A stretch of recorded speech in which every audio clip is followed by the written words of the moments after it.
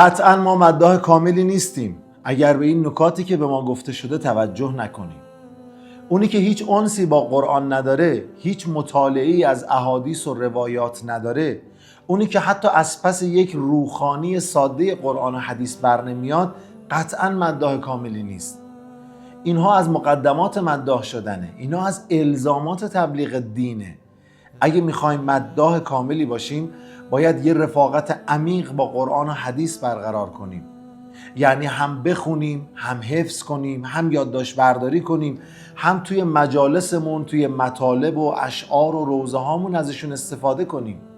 راه درست فهم خدا و اهل بیت علیهم السلام همین آیات و روایاته. راه دیگه ای رو بریم قطعاً بیراه است. با ما همراه باشید، این قصه ادامه